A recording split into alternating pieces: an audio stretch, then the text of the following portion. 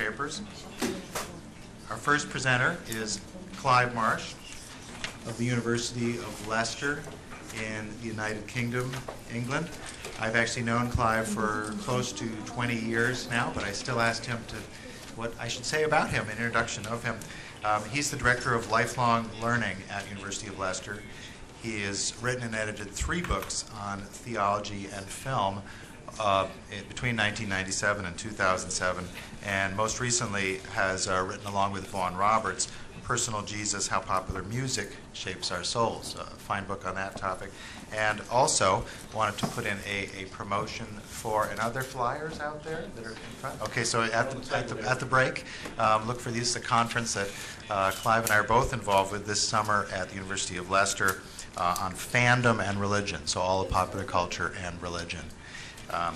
So his presentation is Films, Values, Absolutes, Why Theological Readings of Films Are Morally and Politically Essential. Okay, thank you very much. I need to begin with an admission, even a confession. This isn't really a paper about religion and film at all. Or rather, it only is because film is one of the many forms of art and culture which, when consumed, do things to and for people.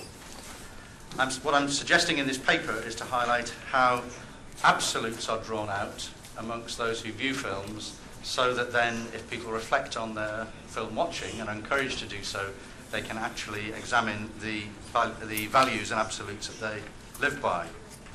So I'm basically arguing for the importance of viewer responses to the practice of film watching as a context in which people discover or construct the meanings by which they live their lives. And I also want to claim that such meaning-making activity has to be seen as theological in the wider sense of that term, because of the way it actually functions.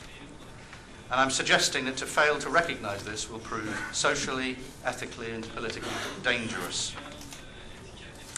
I think this is important to do when, as is claimed so consistently and insistently across the West, that we live in secular and postmodern times. While that's true in so many respects, what it means to be secular and postmodern requires some unpacking. Where that doesn't occur, where the evident, explicit presence of religion in Western culture is neglected, and where postmodernism's tendency to promote indifferentism or unbridled relativism, then the means by which Western citizens clarify the beliefs and values by which they live runs the risk of being obscured. Not only is the process obscured, but the relative merits of different and sometimes competing values are not exposed and subjected to public critique. Values or absolutes remain disturbingly sometimes hidden and privatized. The disclosure of values, however, may not then occur in a way that's vital for any healthy society. Citizens may be operating according to hidden absolutes, whether those absolutes are religious or not, without being aware of the fact, or without being aware of the scale of those absolute significance, if they never critically examine the myths or metaphors or stories that people live by. Hence, the primary concerns of this paper, given that films are one way in which people have opportunity to have disclosed to them their own absolutes, to reinforce the beliefs and values by which they live, or to encounter through film other value systems or worldviews, just how does this all work, and why is it so significant? In offering my paper, I am of course standing at some considerable distance from any concern with religious films. I am, as I said at the start, even putting the practice of film watching within a very, very broad frame of reference. I'm certainly not talking about films about religion at all. Nor shall I seek to show how other films, whilst not tackling a religious theme, really are about religion. I'm not suggesting that at all. My intent is simply to gain respect for how practices of consumption actually happen. You'll see on the sheet that's going round, the first heading, the main sections I want to focus on are sections 2 and 4, but I'll skim over important parts which are in the fuller version of the text. The first heading is the persistence of absolutes. To illustrate the point that absolutes keep on appearing and have to be reckoned with, even in so-called postmodern times, I begin with a telling recent example of the disclosure of an absolute not from the world of film, but from journalism. Following the Charlie Hebdo shootings in Paris earlier this year, a cartoon appeared in the Independent on Sunday newspaper. It was the 11th of January 2015. It showed a heavily armed terrorist about to shoot and a threatened cartoonist asking, "Wait, what would he say?" Meaning that God might have an opinion too. A speech bubble appears from the top of the page, the voice of God coming from above. God is portrayed as saying, "Je suis Charlie." My point in mentioning this example is not to consider the merits of arguments about whose side God might be on, than it is of noting the intriguing irony that a secular British newspaper, in its support of secular, free-thinking French journalists who argued very strongly for total freedom of speech, whilst seeking to be humorous with the religious reference, should even make use of such an overt religious reference at all. The response had to be so stark in its support of total freedom of expression that the only obvious way to make an appeal to an absolute was via a theistic reference. The cartoon is, of course, meant to continue the humour and the disparaging of religion, even in the face of terror, whilst assuming that it is obvious that freedom of expression trumps terrorism and possibly all religions too. Yet the irony is profound. Religion distorted into terrorism requires a counter or absolute to challenge it, and even in the midst of humour, a religious and quite explicitly theistic reference is needed. Absolutes are thus still needed even in postmodern times, and public exposure and discussion of potentially competing absolutes are also necessary. But religion inevitably remains in the mix, and perhaps not always and only in ways that may be first supposed, certainly as supposed by secular atheists, who often assume that the only real religion that's being espoused is by conservative religious people, or more extreme. In late or postmodern times, though, of course, it's become difficult to speak of absolutes at all, precisely because we know where they can lead, especially when linked to religion. I referred earlier to the discovery or construction of meanings. In postmodern times, the extent to which people are held to be able to construct identities, as opposed to discovering or having them disclosed to them, or who they are already as people, which is there to be discovered, that distinction is striking. Postmodernism is classifiable as a late form of modernism insofar as human autonomy is accentuated to such an extent that there are no meanings, it is sometimes alleged, to be found. Everything has to be constructed. Though such individualism was scarcely the intention of the Enlightenment's turn to the subject and the temporary triumph of reason, it has been a result. But if the turn to the subject has also led to the welcome recognition, as Romanticism had already seen, that individual subjects are most certainly also deeply emotional beings too, it hasn't quite coped with the full implications of this. So the challenge is, in the so-called secular times with religion allegedly in decline throughout the West, what are the contexts in which people are actually exposed to the absolutes, not just the values that they live by, and where in society will discussion about the relative merits of those potentially competing absolutes take place? The simple thesis of this paper is that film is one of the many forms of media or art forms or popular culture. The reception of film particularly is one context where that occurs. So there was my, I should have gone on to that was my first slide, the Charlie Hebdo example. Now I want to go on to the second phase, which is there on the page, just quickly to run through, by way of summary really. I've made a lot in recent years of what I call the producer-receiver continuum, which I present to you here on the slides and is there on the sheet in three different forms.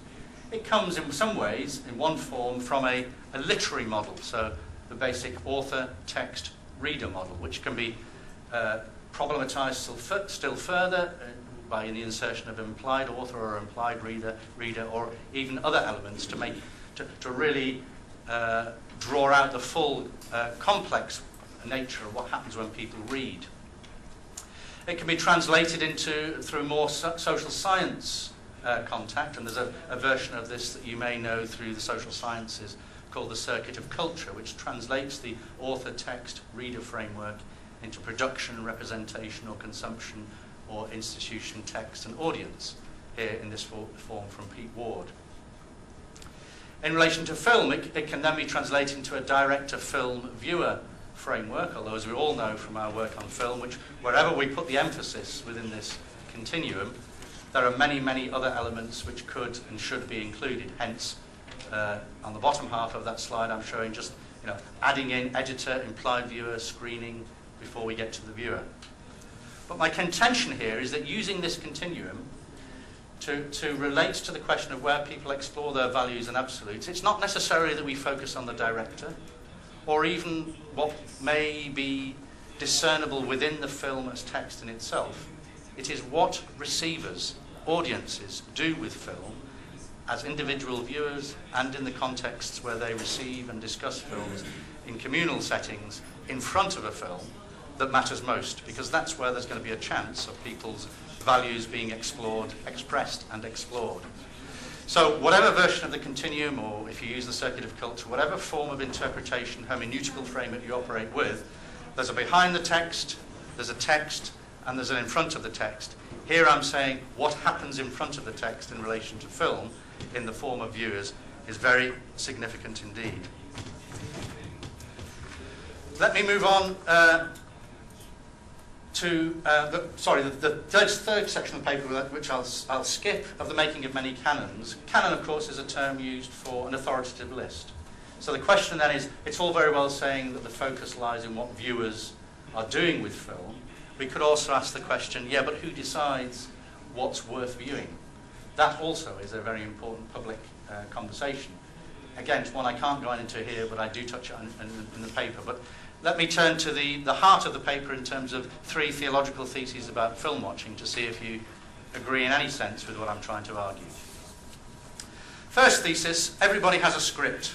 The formulation is actually from the American biblical scholar Walter Brueggemann, though I could easily have gone back to insights from the German-American theologian Paul Tillich, writing over 50 years ago, whose desire was to clarify that all people have an ultimate concern, which discloses itself, and that insight from Tillich has had major influence in modern theology and beyond.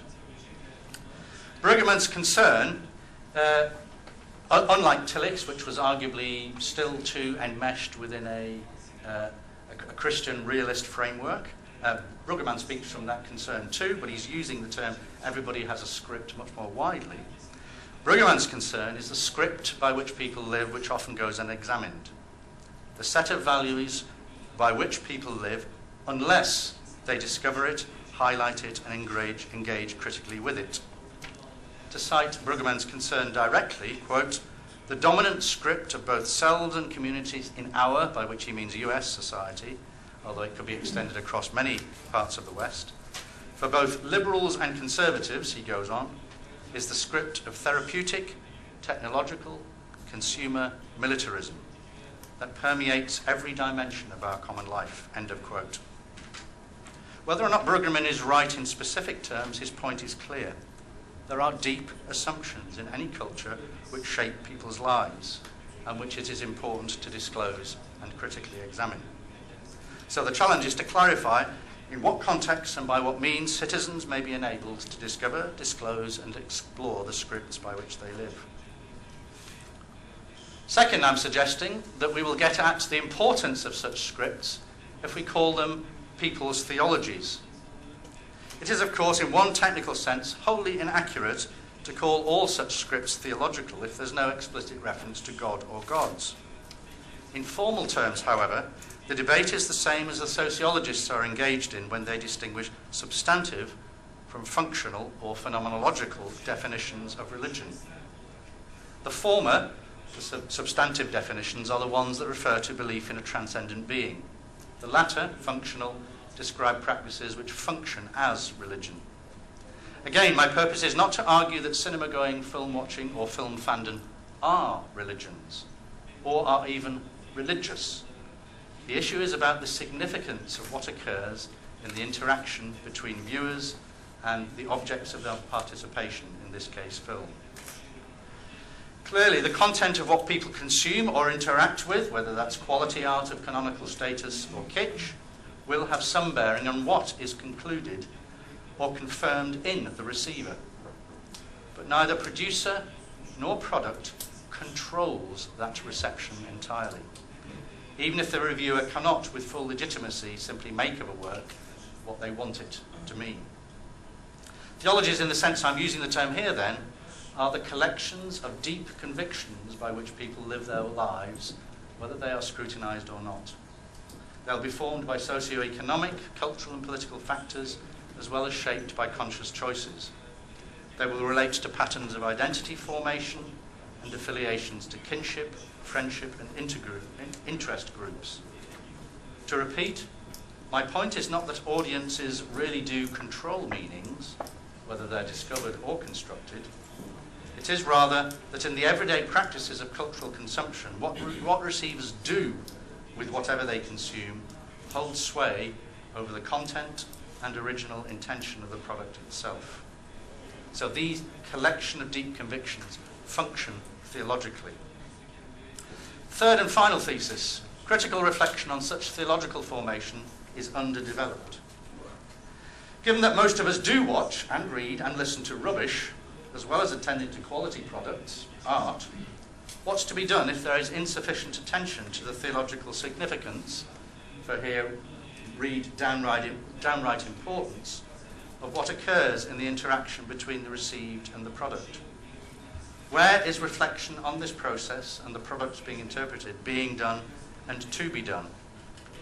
It would be nice to develop here what I've got in the paper, which is two obvious contexts in the world of education, where clearly a lot of critical work is done and people are encouraged to critically reflect on works of art and their own responses to those. Another context would be faith communities. It would be interesting to hear people sharing within the faith communities that may be represented here. Does critical work about the way in which explicitly religious people interact with and consume the arts go on within faith communities? Or is that left to the world of education? But there isn't time for that. I have 1 minute, so let me just move to my conclusion. Theologies I'm suggesting are alive and well and need to be articulated and publicly disputed precisely because they function at a deep level in people's lives. And if you'll allow me this generous definition of the word theology as a set of deep convictions, then this is all the more important. This is significant because a healthy society depends on mutual, appreciative, critical engagement with the metaphors, myths, stories, and even theologies that people live by.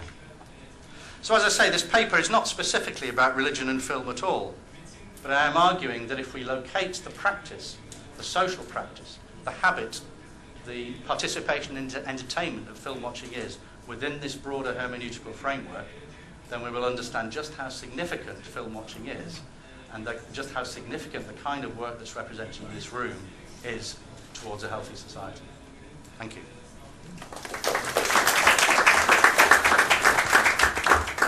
We do have time for 2 questions. Are there questions for Dr. Marsh? Hold up your hand. Yes, Greg. Hi, Greg Watkins. I'm not convinced by the necessity of the word theology, so I'm hoping you'd say more about that. What does it give us? Why can't we just stick with deeply held convictions? Okay. I thought you were going to, the obvious charge is why don't we call them philosophies? Which would be similar. Yeah. All I'm trying to show is that clearly, if anybody has a theistic framework, then they work, whether they believe there's a reality of God or not, if they have a theistic framework, it might be a non-realist framework, which says all human being is going to have something that functions as God in order to be human. That would be the other chapter we'd have to have alongside this. And so therefore, the reason I'm saying let's call it theology, because philosophies, if we changed it to philosophies don't carry the effective weight and the ethical drive that theologies do when they function in people's lives. So what I'm trying to get at is, let's go beyond the idea that this is simply some kind of head exercise. We are moved by things we are committed to, and we are committed to things that we can't always easily rationally identify, let alone explore. So theology as a discipline is a rational discipline, but it's always, because it's relating to religious practice, and worship and other not wholly rational activities, theologies will get us into that realm of human existence in a way that terms like philosophies will not. We have time for one more question now, if someone has one. Yes? Hello. I'm just wondering that if you are doing any separation between cognitive approach or cognitive meeting with the text as an audience, or with emotional or sensational meeting with the text. I think that that's important. Yep. Okay. So the question is whether I'm just having a cognitive approach, as if this is a cognitive interaction with the text. We can here say film as text, or whether I'm looking at other approaches. In fact, I'm starting quite at the opposite end, so where you finished with your question. I'm saying that film works primarily, effectively first, and the cognitive work comes after. And that's, I'm not a film studies expert, but I've had to come to realize that and be challenged by people who tell me how film works. And I'm taking that very seriously, and it fits in very well with the point I've just made in response to Greg's question and the tenor of this paper, that religions work primarily effectively, but it's not that they're non-rational, but it's what religions do at their best is precisely enable people to use and live with cognition and affectivity in harness, which is precisely what film, the way in which film can be received works too, but through an effective channel first, with cognitive reflection built on that, but not in a way that then leaves the affective behind. The danger is always that we say, once you get through to the idea and the thought, forget the emotion. No, both are involved all the time, for both practices. Sorry, one more. We can talk about a kind of religious experience with the films, I think, if you are talking about emotions, sensations, etc. This is one of the topics I am also very worried about, want to know, and especially with the music, I have some questions. Okay, I wouldn't talk about religious experience too quickly. The danger of religious interpreters is always that we want to project or impose what we, as religious people, if we are, see in what others are experiencing. But you can't feel the pain in another person's leg, as the philosophers rightly say. So therefore, I don't know in detail what experience another person is having. So I can't label that a religious experience for a film watcher. But what I want to do is get at how that person is describing what experience they're having, and then let's engage with in trying to understand what kind of experience it is. And there will be time for more conversation later. So if you have other questions for Dr. Marsh, we may have time at the end of our session or at the break. But let's thank him again for his paper.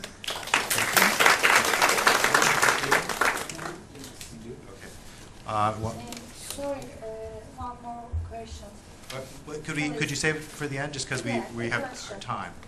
Okay. Okay, for the end, if we have time, just because we have to sort of stay on schedule here with our schedule.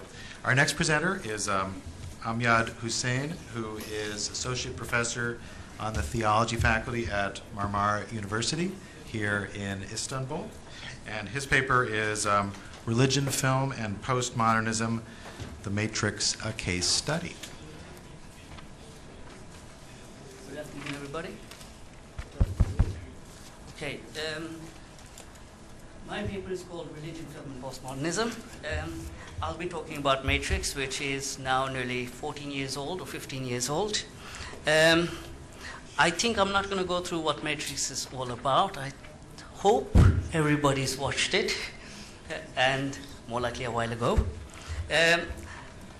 What my paper will argue, that while it is accurate to continue to recognize the influence of Judeo-Christian tradition in Hollywood films, due to their historical and geographical settings, it is also now imperative to recognize that many of the films made in the traditional Judeo-Christian settings are also highly influenced by postmodern thought.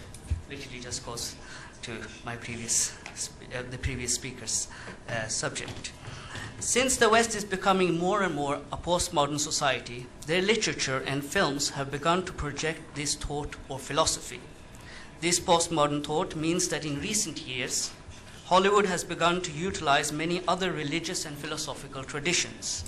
By using Matrix as an example, I will argue that the Matrix films have been influenced by a blend of traditions such as Buddhism and Christianity, albeit through the lens of postmodernism. So what is this postmodernist thought, and how has this thought come to be used in contemporary films? Now, I will be using Matrix as a case study, but at other times I will be referencing other films such as PK from India, or films such as Exodus, Gods and Kings. Let us first of all define postmodernism. Postmodernism is a late 20th century movement in arts, architecture and literature criticism that was a departure from modernism. Postmodernism includes skeptical interpretation of culture, literature, art, philosophy, history, etc. Hence, postmodernism is the name given to a range of philosophical positions and aesthetic styles that have developed since the 1950s. Underlying postmodernism is the belief that all human knowledge is limited and culturally conditioned, which brings me to this. It's always funny to read.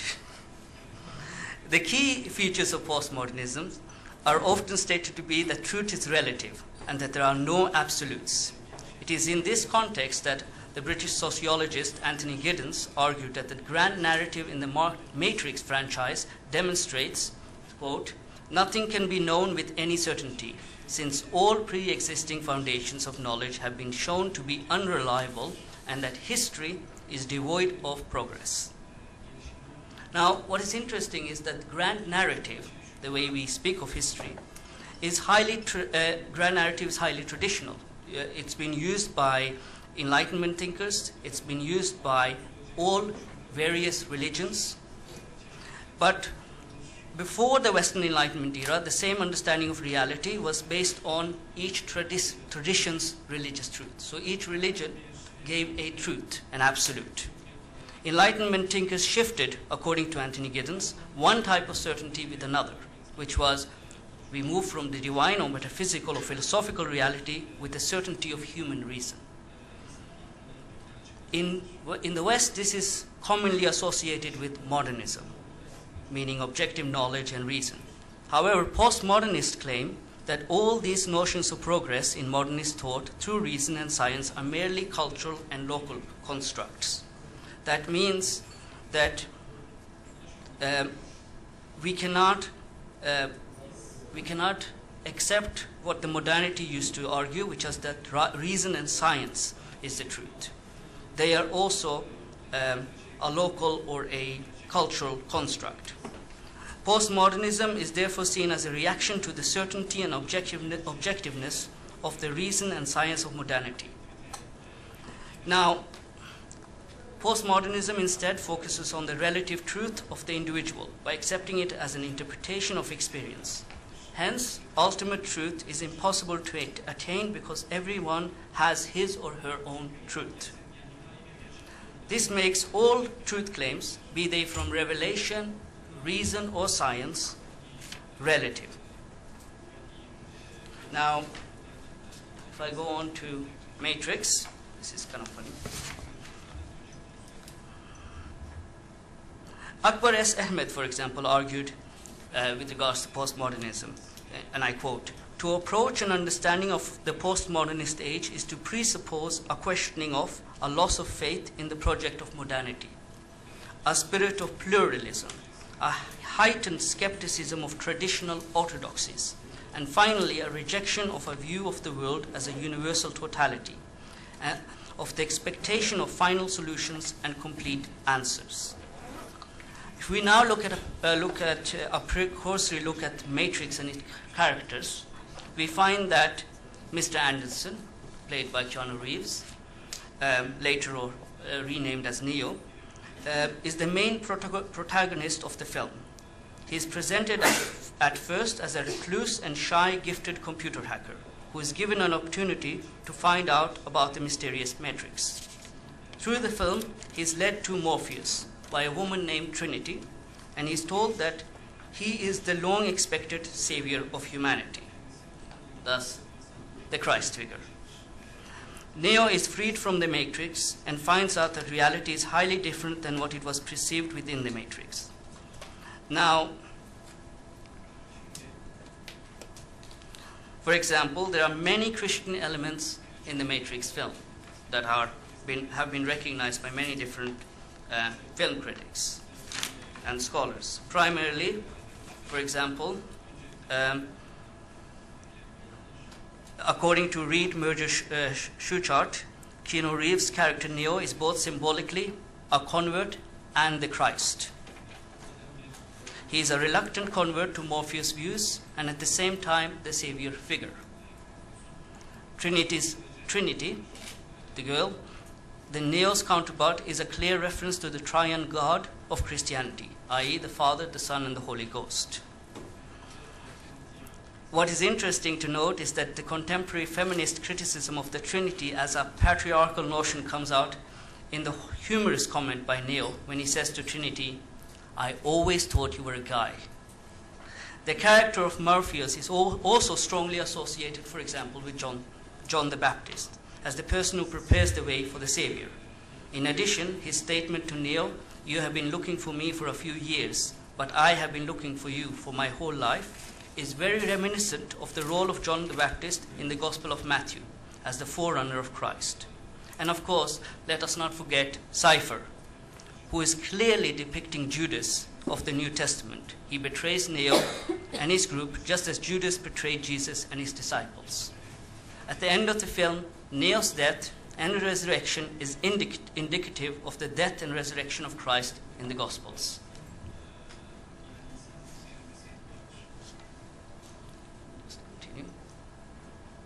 However, I would argue that even though there are many Christian elements in this film, you also find elements from Buddhism. So, for example, the first ever scene with Neo that the audience sees is related to Buddhism. The scene is where Anderson or Neo is sleeping in front of the computer and the screen suddenly turns on with the script, wake up Neo, Matrix has you." This concept of awakening is very important in Buddhism. It has been narrated in the Buddhist traditions that when Buddha was asked if he was a god, he replied in the negative. Then he was asked if he was an angel, and then whether he was a saint. Again, for both questions, he answered in the negative. Finally, the questioner asked what he was, and Buddha answered, "I am awake." The Sanskrit root for Buddha is Bud, meaning to wake up and to know. Buddha is therefore not a name, but a title, which means the awakened one, sometimes also known as enlightened one. So here, Neo/Anderson is clearly symbolically portrayed as Siddhartha Gautama, who was awakened after 6 years of intense search for the truth. Whereas the film, Matrix, does echo the messianic motifs of the Judeo-Christian tradition, it is the analysis of the human condition that is present across the Matrix film which marks Buddhism as the main influence on this film. Because the subtle message to Anderson to wake up and that to know that Matrix has him is in fact a subtle reference to Buddhist notion of samsara. In Buddhism, samsara is an endless cycle of life and death where the human being is caught in perpetual bondage, which is eventually illusion, maya. In a similar way, the Matrix is seen to be made up of interlocking digital projections of billions of human beings dependent on the hardware attached to their real bodies. The human beings are wholly unaware of the elaborate software programs created by the artificial intelligence in the movie. Even in the sequels of the film Matrix, it is revealed to the audience that Neo is not the first chosen one, but there have been previous incarnations. Again, a reference to the lives of Buddha. Now, I could go through so many elements. How many minutes do I have? 5 minutes, okay. Okay, thanks. So, what is even more an interesting parallel between the Matrix films and Buddhism is that the Buddhist notion of reality teaches that for most people, the world and their daily life is only a construct from the sensory projections of the human mind, formulated from false desires, meaning tanha. Buddha taught that the identification of a self-identity is literally simply generated by 5 basic groups of experience, which is not related to any soul or any absolute. And you can find this also highly reflective within the movies. Now, I can also even inform you that Cypher, who's seen as Judas in the movie, is also seen as a person who is highlighting a Buddhist perception that ignorance is bliss. So Buddhism argues that ignorance is used by humans to perceive what they think is bliss. And so that's what he says to Agent Smith. Quote, "You know, I know this steak doesn't exist.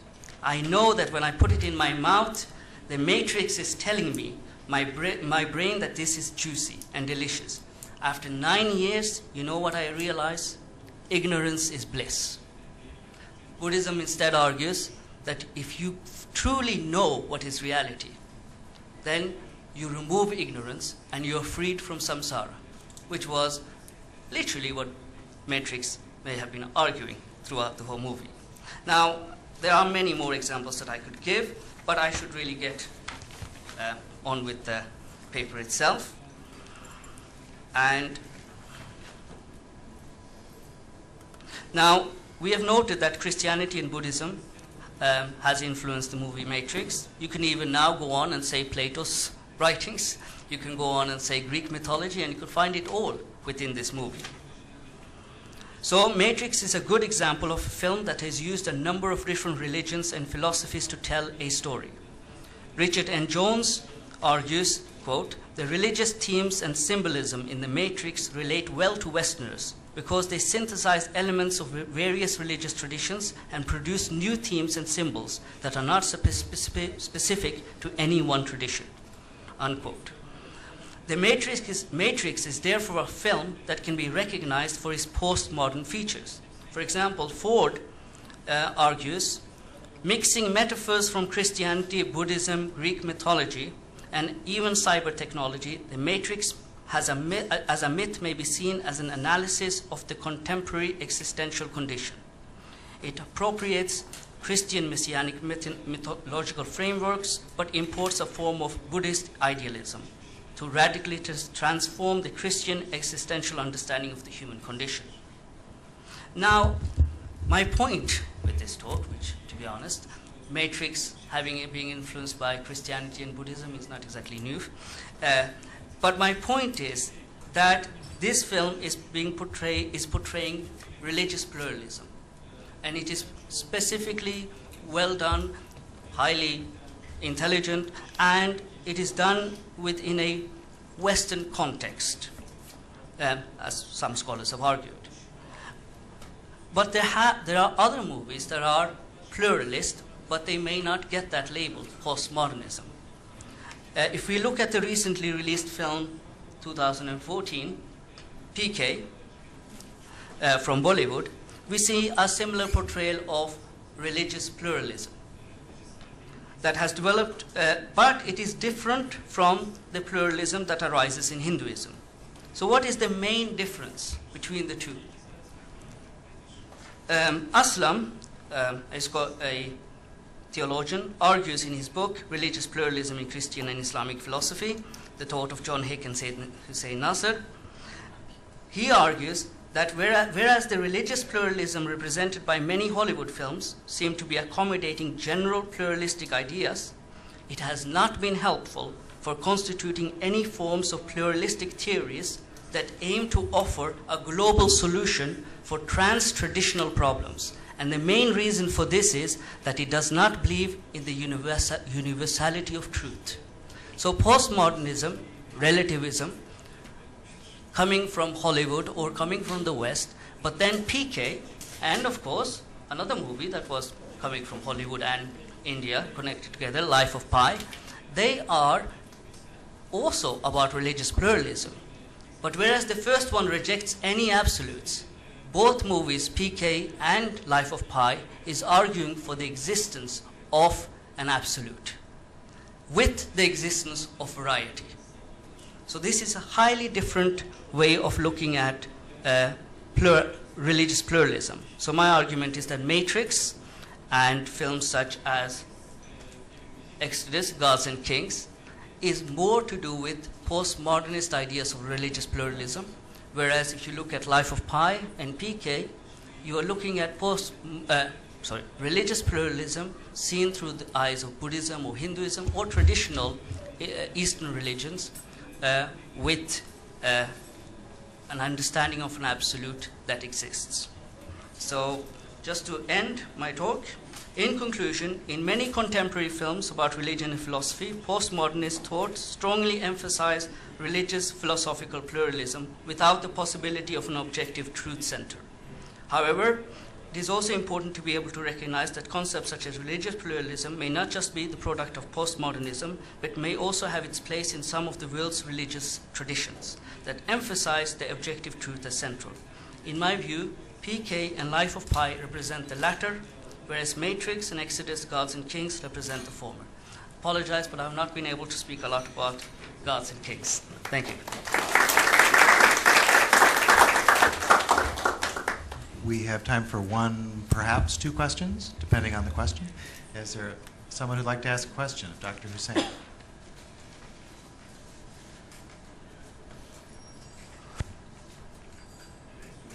Yeah, and there's time at the end too. So yeah, if you have questions, you can talk to him also. So thank you again.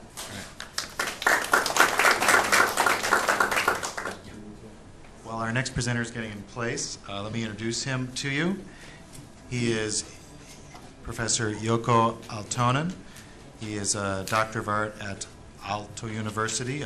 He's a researcher and documentary filmmaker there. That is in Finland. And he will be presenting how can religious experience be constructed in documentary film.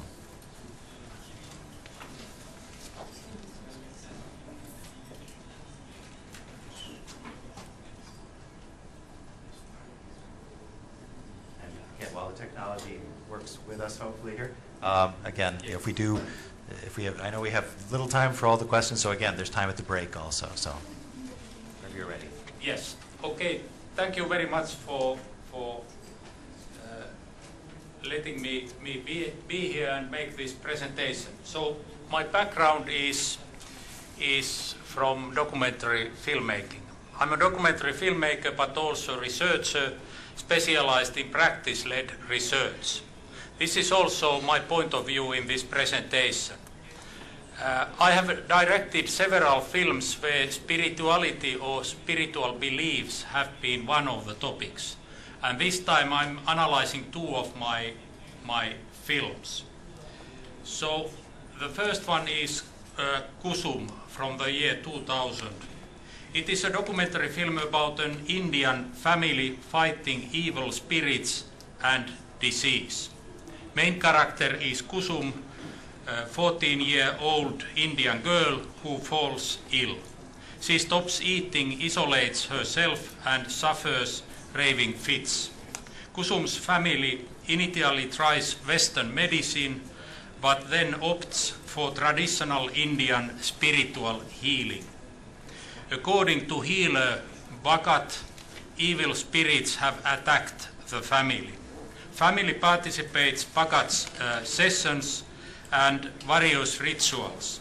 Film follows up this healing process from the beginning to very end. And another film is 10 years later made documentary film called Kusum. Called Leap. It's a film about Hare Krishna movement through two main characters. Keshava Madhava Das, originally Kenneth, is a Finnish disciple, and his guru Radhanath Swami Kesava is on the left and Radhanath-Swami is on the right in this picture. Radhanath-Swami is one of the movement's foremost leaders. The film charts the process of Kesava over 2 years as he faces the dilemmas of reconciling his personal life with the calling of demanding religion. And I'm trying via these 2 films an experience of making them to ponder the questions of presenting religious or spiritual experience in documentary film. How can the invisible be made visible in visible medium, which is of course old question, but what is especially interesting is that when we are in the field of documentary film, traditionally documentary film has been based on indexical relationship between the object and representation. So I'm asking, when one is constructing a spiritual, abstract, conceptual, religious or theological phenomenon, how can it be done? What are the means to do this visually, orally and cinematically? Let's look a clip from the film Kusum.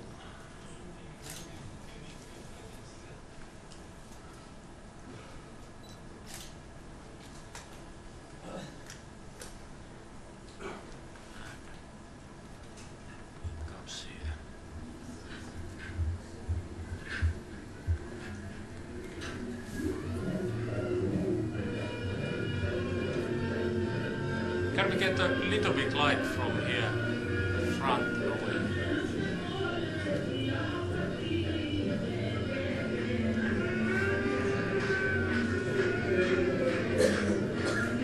Yeah, that's fine.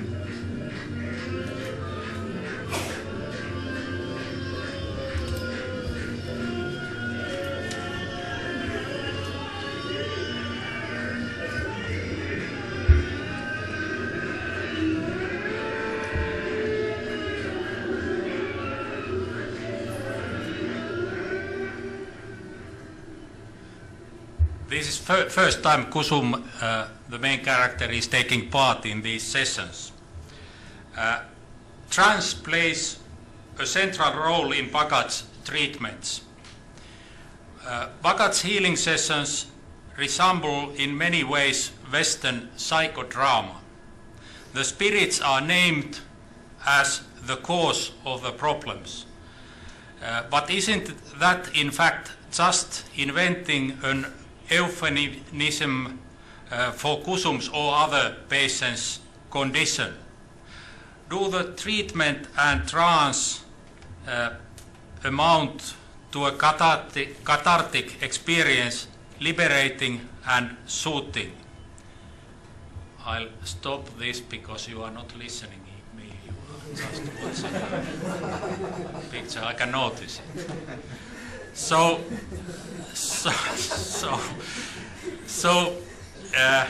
is this family therapy or group therapy, or is it straightforward faith and sacred powers mystery?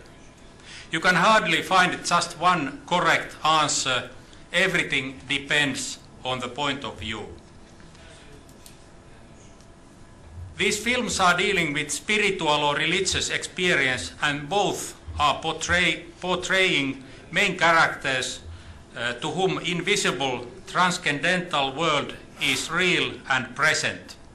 In Kusum's, her families and healers' reality, the spirits are something concrete, and the fight against them needs real actions.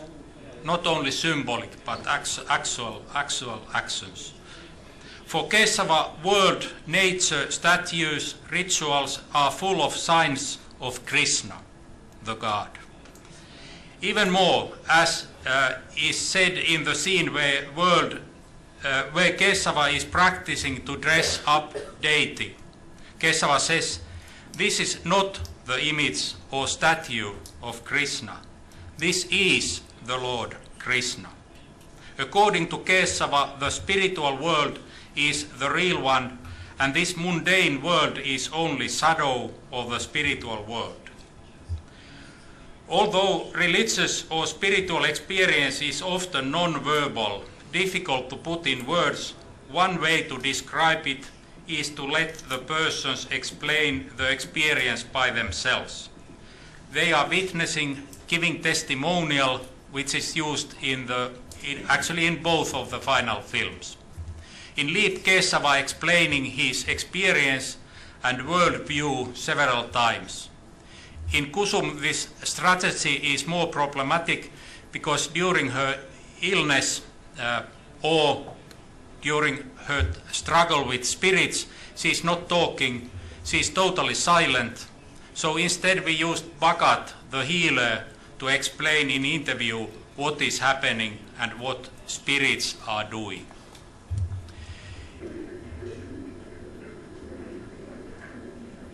So as you can see, Kusum is isolated, sitting often aside, looking for other directions.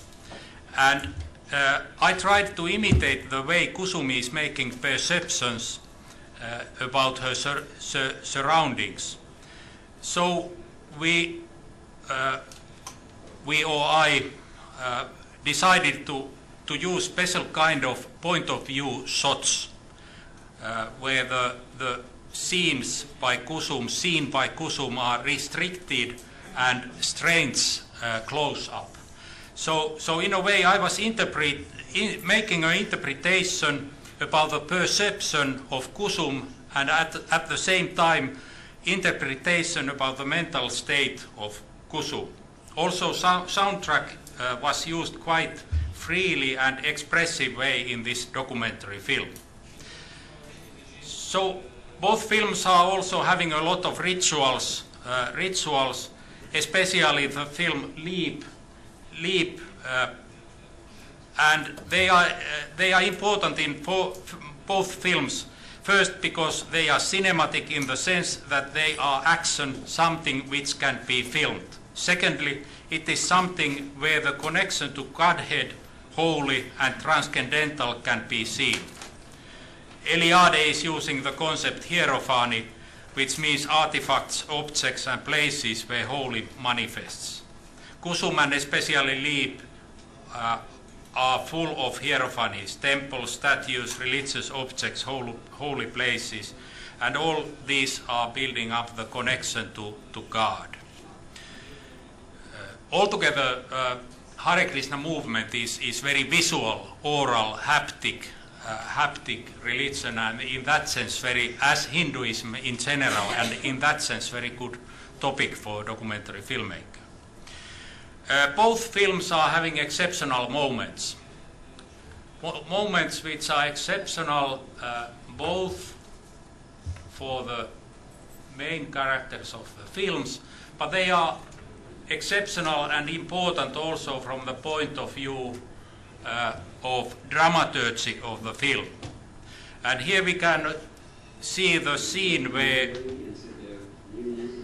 Kesava, main character of the film Leap, is taking his initiation, Harinama as the term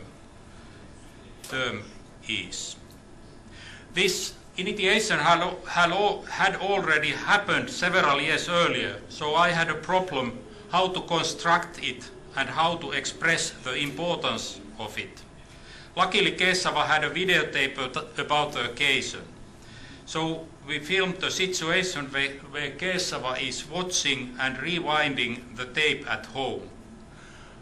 Material is manipulated, repeated and slowed down to show how essential it is to Kesava.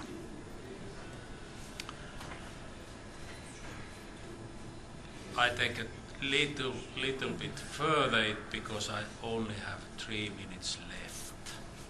So here's the scene where Kesava is taking his initiation. Before his religious seeking, Kenneth was parachutist. This gave me an idea to use this as a metaphor in the film. Idea of parachuting, stepping out of the plane, taking leap and falling down fit very well to reflect Keesava's path and experience.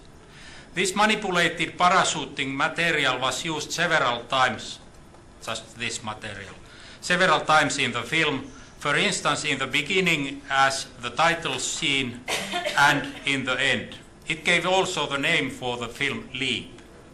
Leap has a personal meaning to Keesava, but it is also referring to Søren Kierkegaard's concept of leap of faith. Keesava makes his own leap, and actually that is what the film is about. Often religious films are including elements which can be called meditative. Filmmakers mentioned in this connection are, for instance, Andrei Tarkovsky, Krzysztof Kieslowski, and Terence Malick. Meditative cinema may answer questions that language can't. The film's verbal questions are responded visually. Although Kusup or Leap are not meditative, they are more like an observational style of documentary filmmaking. They certainly include scenes which could be described as meditative. Film director and scriptwriter Paul Schrader writes about transcendental style, concentrating on cinemas on Yasujiro Ozu, Robert Bresson, and Carl Dreyer. For Schrader, transcendental style expresses the holy. Religious experience is presented either by abundance or by space. And for instance, Hollywood religious spectacles overuse abundant means. Schrader thinks that filmmaker who tries to express the transcendent must gradually eliminate the abundant means and the earthly rational behind that. In Leap, there are both kind of scenes of sparse and scenes of abundant. There are colorful ritual celebrations which are spectacular. On the other hand, there are moments of silence and meditation, moments when time almost stops. I wanted to have changes in the rhythm of the film, and I wanted also the feeling of external and internal to vary. In Kusum, restricting main character's perception is clear example about space means. Because I'm running out of the time, I'm just showing some conclusions.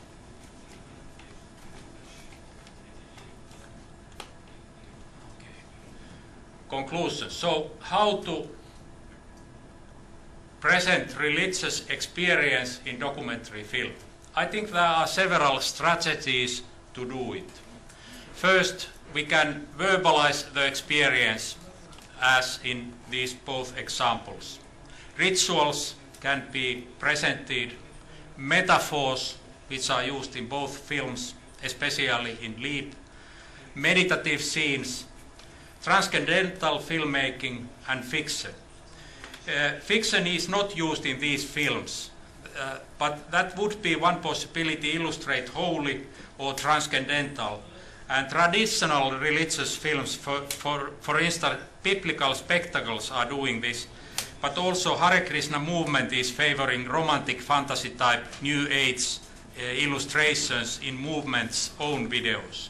That kind of approach does not work in the context of documentary film. So both films are dealing with religious experience, but are they religious films? Half a minute still. Okay. Film is considered religious when it evokes, quote, it evokes in the viewer the sense of its ineffable mystery, or has devotion and dedication to holy as a basic aspect. So we can ask, are these films religious in the sense that Paul Schrader means when he writes about transcendental film, or are they Eliadian hierophanies? offering audiences connection to holy or transcendental. I think, as the filmmaker, that these films are open for different kind of interpretations, also religious ones, and also the response which I have got from both Kesava and Bhagat reflects to this direction. Both films can be understood also when the viewer is non-believer or atheist, or representing another religion than Hinduism. For me, as a filmmaker, Kusum and Leap are not so much religious film, they are more films about religion. Thank you.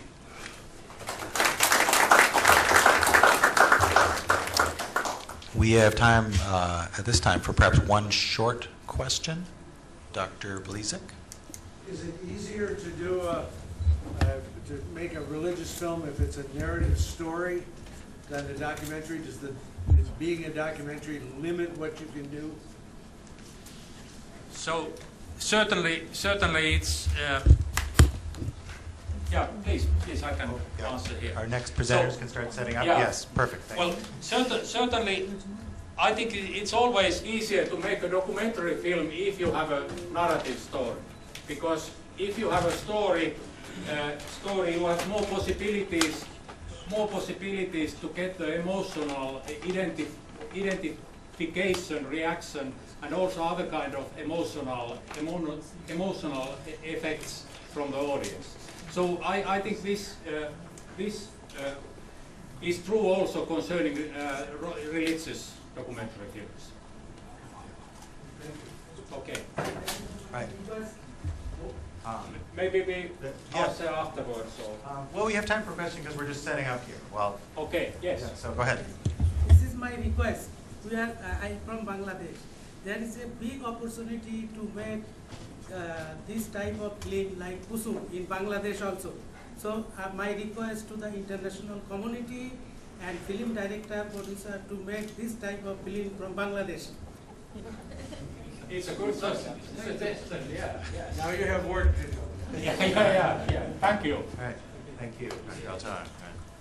Aaltonen. We'll move to our last set of presenters now. And again, I'll just mention one of the hardest things I find about this is there's such great material and people are not able to obviously share all of the work they've done. And it's great that people are interested. So use the time at the break for conversation and questions and find people at meal times, etc. That's what this conference is all about, obviously.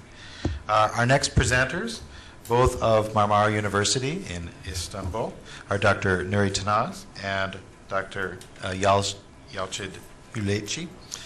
Their topic is the rising interest of conservative religious people in cinema in the 2000s. Our paper is composed two parts. One part is dealing with the factors and motivations and motives that they pave the way, the rise of the religiosity and the conservatism in Turkey. The second part, the consequences of this religiosity and conservatism that reflected in the cinema, the interest in cinema. There are the two factors that I have to first raise, focus on, that transformed the society, Turkish society, since the 1950s. Just before the 1950s, the Turkish society's population consensus and consists of the largely rural people. About 79 or 80% of the population used to live in the rural area in the 50s, beginning in the 50s. And how the conservatism or religious people moved from the periphery to the center. Two factors is important. One is the internal migration, And second one is widespread expansion of education on the grassroots. And the first one, the internal migration, all started from the 50s onwards, but there are the different phases, like 50s, 80s, and 2000s. These three phases contributed to the rise of the interest or the development of the emergence of the so-called Muslim bourgeoisie, or better off, well-educated, professional Muslims in public sphere in Turkey. And Turkey, especially from the 1980s onwards, during the Özal era, Turgut Özal era, he was first prime minister, then he became president.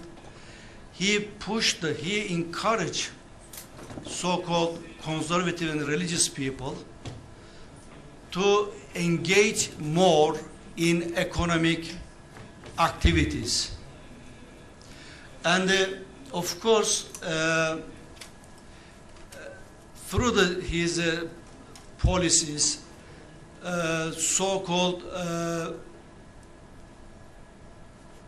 Muslim peddlers, Muslim small size economic enterprise owners, they got this confidence and moved to the cities and expanded their businesses and open up their business outside Turkey. And the religious and conservative lifestyles have been chosen as a subject in various research recently in Turkey, particularly since the emergence of so-called Islamic movements in the 70s. Religion has been represented in the political in a political arena, and this was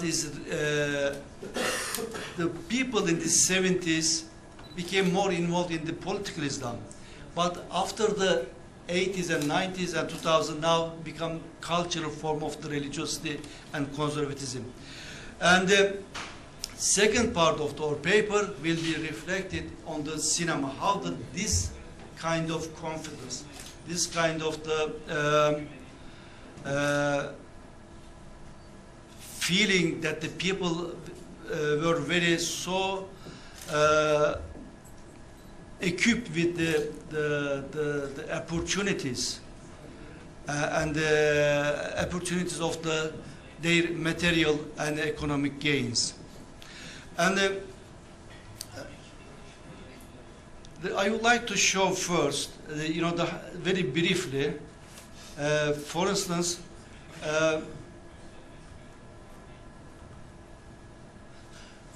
in economic and business and finance area, there were before the 80s, one dominant hegemonic businesses, which is the TÜSİAD.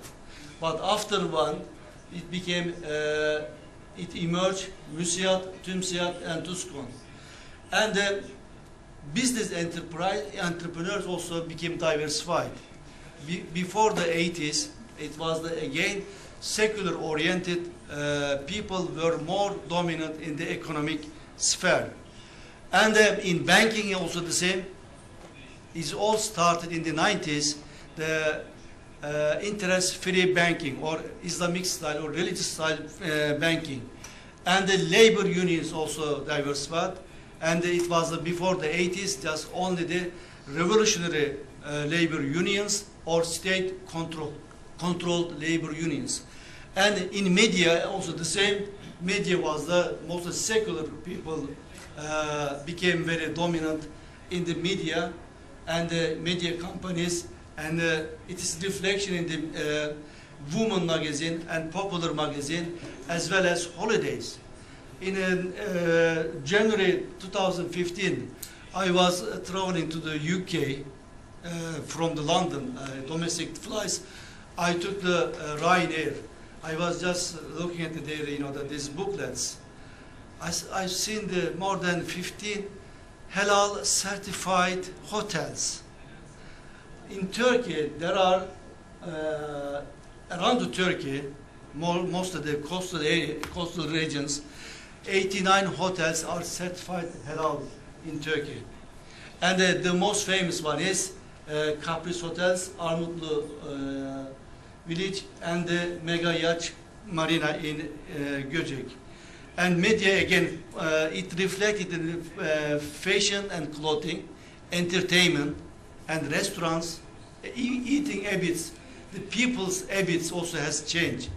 And it also reflected the housing appetite or housing area, that the people constructed the housing to observe their religious requirements. And non-governmental organization as well.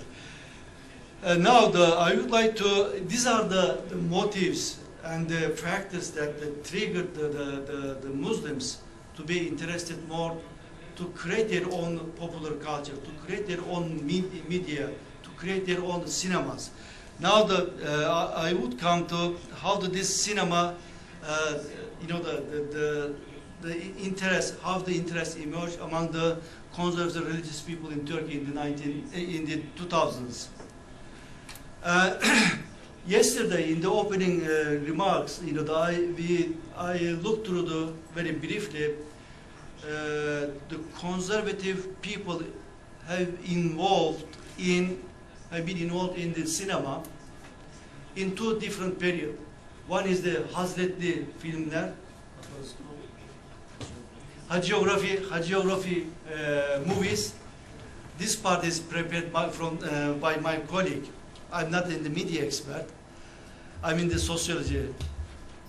And these hagiography films mostly used to focus on the leading figures, like religious figures, like prophets, and like the saint or Evliya and the other figures. And all these hagiography films made by the secular people, secular directors, secular producers. They didn't give any attention to the content, and the content was very shallow. It was not rich. And the second phase of the conservative people that involved in the cinema is called after the 70s and onwards. And 70s and onwards, we call this period Milli Cinema, National Cinema Movement, or National Cinema Trends.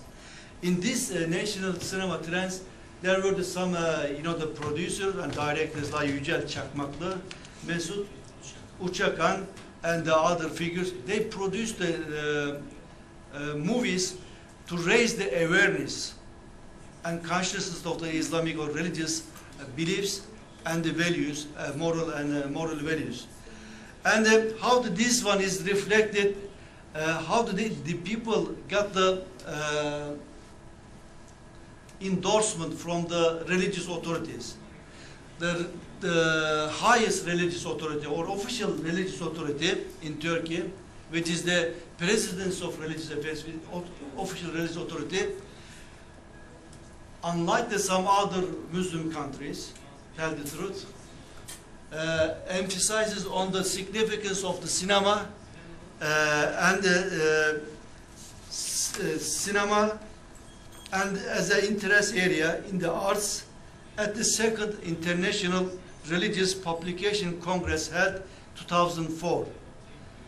And some of my colleagues participated this Congress, and he recommended as a declaration at the end of the Congress to produce high quality films and cinematic products. It proposes to give more space for the studies on Lyden Islam, the image of religious clerics, and the contribution of the religion to civil society at Faculty of Communications, and to arrange competition on religious screenplays and generate and supply the fundings in order to transform them into film projects, to organize periodically both national and international religious festivals. This is the highest authority in Turkey, as as far as Islam and religion is concerned. And second one is the leading Muslim intellectual as well as scholars, Professor Hayrettin Karaman, indicates the importance of the visual media, cinema and television.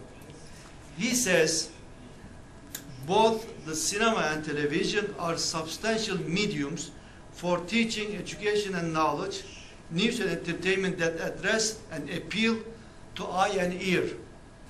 It is impossible to judge and to make a decision that these mediums are themselves forbidden in Islam. Rather, it is better to come to conclusion by critically analyzing and examining their contents, things shown on the screen. And another figure, popular figure on the TV, is we call it Cübbeli Ahmet, or frocked or gowned Ahmet Hoca. He addressed one of his TV show. He was one of the mainstream media TV outlet Habertürk. Fatih Altaylı one-to-one program. Fatih Altaylı sarcastically asked the question, "Are you going to the cinema?" He said, "No." And didn't you go to cinema? Why? He wants to dig out what was the main reason. He said, Ahmet Hoca replied, "I couldn't go to cinema because he didn't have a time." Altaylı insisted and continued asking, "You don't go to cinema because it is a sin and forbidden in Islam, or you really don't have a spare time?" Ahmet Hoca responded that if the content of the movie is contrary to religious and moral values, it's a sin. There is no doubt about that. But there is nothing that the cinema and TV are forbidden. It's themselves. They are just tools and instruments. He further continued saying that there may be an Islamic film that the issues why we say cinema and TV are sin. They are also cultural things. And these are the religious fatwas, a sort of religious fatwas for the Muslim conservative people to be involved in the cinema or the arts and other interest area. These are the major institution, non-governmental institution involved in cinema and arts productions. And the Foundation for Science and Arts, Bilim ve Sanat Foundation, they have a center, is the Screen Dream Cinema Platform Workshop. And they they organize courses and seminars in order to raise the awareness among the young generation and their interest in the cinema. And second one is joint program between the Istanbul City or Şehir University and the Istanbul Development Agency. They this project is still going on. Turkish Cinema Studies Project, the documentation unit of the Turkish cinema history, the classification and the identification of printed, visual and audio materials, and everyone can access to their materials on the online. And the Ensar Foundation, they have within the Ensar Foundation, there is the Center for Religious Education, which is a partner of this conference, and also Istanbul Design Center. At the Istanbul Design Center, there is a short film workshop. And at this workshop, there are the seminars and the reading circles and also critics to meet the producer and director of the movies. And the other institution, non-governmental institution, is a research Cooperation and Education Foundation, they also design courses for screenplay and certificate program at the beginner level. And there are the other, the less significant institutions like Akabe Foundation and Hasan bin Sabit Cinema Academy. The film festival and short film contest, this organization, mostly Ensar Foundation and the Foundation for Sciences and Arts, they organize film festivals, religious film festivals, cultural film festivals, and short film contest. And besides this one, Humanitarian Relief Foundation, Mazlum there.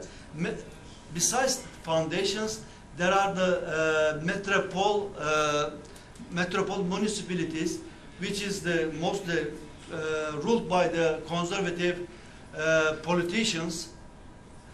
They sponsor the festivals. And this year, the biography of the Prophet film festival as well. And the last, the dissertation, just finished. Dissertation, books and journals. And recently, since the 2000, this dissertation is done at the universities. One of them is my colleague and the co-presenter of our paper, Dr. Yalçın. He did Turkish cinema and religion, cinema and religious education. Our colleague and the president of one of the co-president of this conference, Bilal Yorulmaz, Dr. Bilal Yorulmaz, and the other, there are the MA thesis and doctorate thesis. And this thesis is, turned into a book form, and this literature is all produced in Turkey. And unfortunately, they are all in Turkish, and the Turkish cinema and religion, with scenes and good this Yeşilçam, Turkish Hollywood, and Enver Gülşen, reality of the cinema, cinema of the truth, and Mete Çamdereli, the last couple of years, he's organized the conference, and the big conference paper turned into a book format. And Bilal Yorulmaz produced a couple of the, the books, the materials, and very recently, Mehmet Haberli produced, I think it was his doctorate thesis, Virtual Religion, Sanal Din, and it's just recently published a couple of months ago. And these are the journals, magazines, all reflect the interest of the conservative people on cinema. And thank you very much for listening. Is there a question for Dr. Tınaz? Yes. Thank you very much for that. I was just wondering that if these religious and conservative foundations have now become active in producing films, have they been able to make any indents into the industry, either locally or internationally? So are these films that are actually attractive to the population, or is it that they're producing something for themselves that gets circulated within a particular group? It's a good question. They are not well organized. They are still very beginning, but there is a good intention to expand their, the audience as well as their mostly not the movies, not the films, but the TV series, soaps, Turkish TV series. Last 10 or 15 years, now the broadcasting to the mostly Turkish diaspora in the Western Europe and in the Balkans, Muslim diaspora in the Central Asia, even Arab world. Now that they are the most watched TV series or soap series on the Turkish culture, mostly conservative, not always conservative, but the conservative TV series are more, welcomed among the Arab people, because instead of showing the Hollywood or Latin soaps, they prefer the Turkish one. But a lot of the Turkish ones, there was this BBC report talking about how popular Turkish TV series is actually detrimental to the ethics of Arab, Iranian neighbors of Turkey, because they show very loose morality, and that's been modeled. And there was an article about a very handsome, apparently, actor. One of my students had written on it. I had to search him on Google. He is a very good-looking actor.